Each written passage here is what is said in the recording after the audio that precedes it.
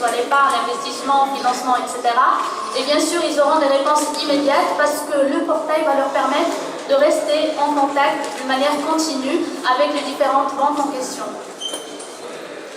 Donc, en termes de présentation de site, en fait, quand on a réfléchi en mode conception, on était parti sur une page d'accueil très facile d'accès qui va permettre en fait à l'internaute de naviguer d'une manière très fluide. Donc, qui va représenter plusieurs rubriques. Il y a les services. Donc, les services, comme je l'ai dit tout à l'heure, ça concerne l'épargne, le transfert, l'investissement et puis l'assistance.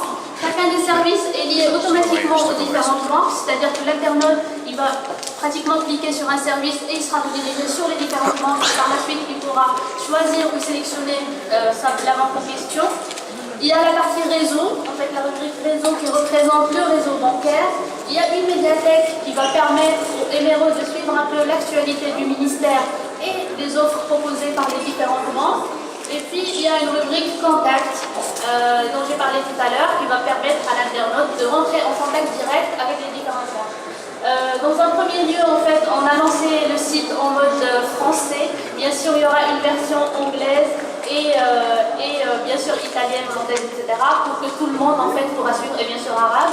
Comme ça, tout le monde pourra suivre vraiment l'actualité sans complexité.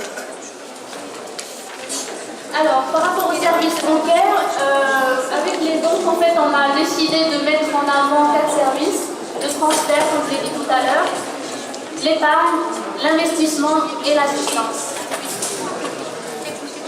Donc, quand l'internaute clique sur la partie service, bien sûr, il y a les 4 rubriques qui s'affichent. Il n'aura qu'à cliquer sur transfert et là, en fait, on aura une mise en avant de l'offre englobée sur le transfert.